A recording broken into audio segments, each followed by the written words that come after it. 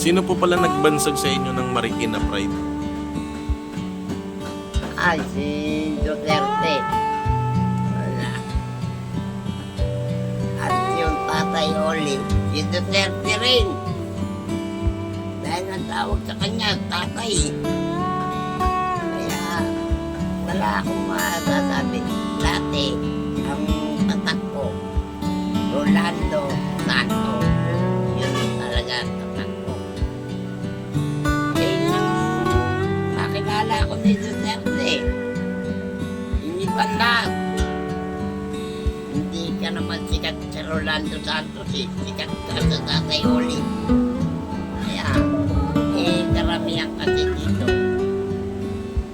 Basta may factor eh. Tatay Oli tawag. Kailan po kayo huling nagkita ni President Duterte po? Itong bigay niya sa akin ang lupa at bahay. Nang kausap kami ni Duterte nung pasabi niya na sa maraming salamat at tinanggap. Tinanggap niya yung konting regalo niya sa akin. Yun, buwan nun, hindi na kami nagkita. Nung sabihin niya sa akin yun. Ano po ba yung gusto nyong maiparating na mensahe kay President Duterte po? Kung meron po kayong gustong maiparating? Ay, hindi ako ano eh. Basta ang sa akin, pareho namang kami magdana. Kasi yun na lang ang sa akin na patagalin ang buhay. Kanaan ko na eh, si President, ibang klase talaga eh. Ibang klaseng presidente. Hindi ka pares nung nakita mo si ano, Gloria, na-meet ko na. Pero hindi ako pinapansin. Pero si Duterte, niyayakap pa ako eh. Oo. Mabait talaga si Duterte. Ibang klase. Nakabanding niyo po ba si President Duterte? Oo, 4 na beses. Saan po? Malacanang. Lagi sa Malacanang dahil tinatawagan niya ako. Hindi ako pupunta.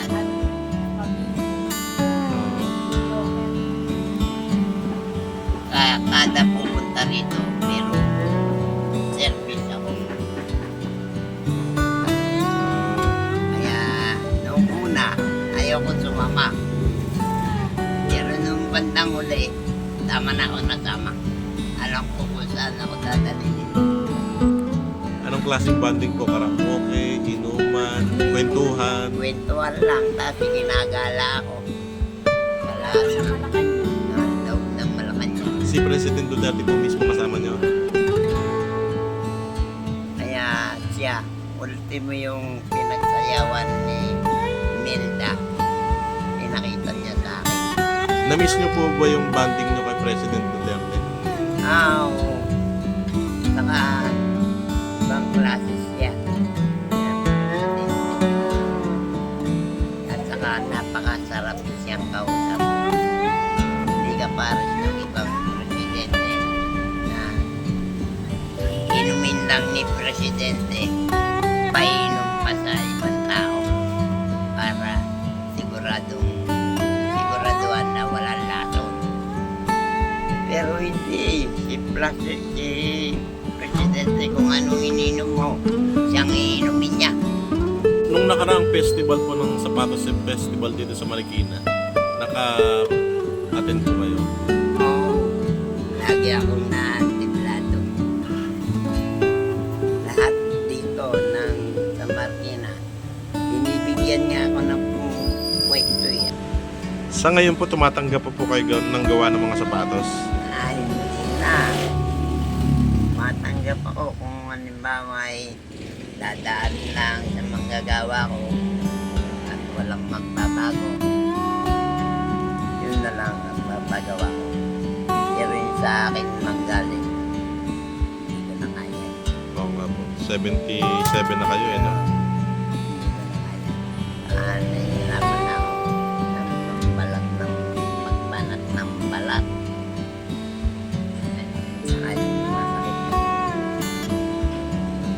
madali na kayo mapagod. So, hindi, yun saka yung puto ko rito. Napuwerta na. Kaya pagka tawa ko nakapaglapat ng isang paa, yung isang paa, problema ko pa eh. Hindi ko na malalapat yung pangalawa. Yun, iniisip ko kasi balik yung dating sabi ng matanda ka na. Simula nung nagumpisa kayong gumawa ng sapatos, ilang sapatos po lahat ng nagawa nyo? Hindi ko na alam. Siguro baka hindi lang. 10,000? Napakarami. Yung araw kasi, pagka sinabi na nangyari ng sapatos, minsan, sinasabi ko, naka-24 ko, naka-40, kaya na, naisip ko, kung ako'y kalakasan ko pa sa ngayon, baliwala yung mga sinasabi ko ngayon. Dahil sa naranasan ko ngayon, na 5 pares, nahihirapan na ako. Pero noon sana, pag 5 pares lang, isang araw ko lang yun. Kaya wala na. Marami nararamdaman. Ganito po yung ginawa nyo sapatos para kay President Duterte po, no? Hindi.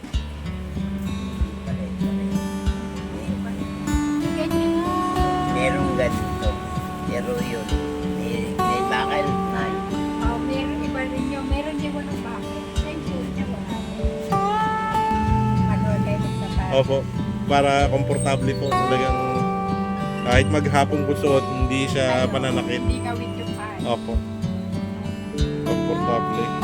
Sakto po yung ganito na eh. Yeah. Sige po. Marami pa po ba kayong ganito? Ganitong size? Ayun, black and brown. Sige po. Magkano ba kayo? Sobra naman ng Meron na akong pares ng sapatos na gawa ni Tatay Oli. Dumaan mismo sa kamay niya. Wow, isang karangalan po tayo. Ano po itong makina na to, Tay? Yan po yung dati niyong ginagamit. Oo, dati na. Siguro mga 50 na yung taon. Lumang-lumang na po pala to. No? Ano pong tawag sa makina na to? Dasdasan. Atas-dasan. Dati yan, nabili ko ng 45,000. Hulugan. Mahal pala niyan, ano? Ito, 18 lang yan eh. Ay, ito, mas mura, 18,000. Ano po tawag dito? Yung pantay.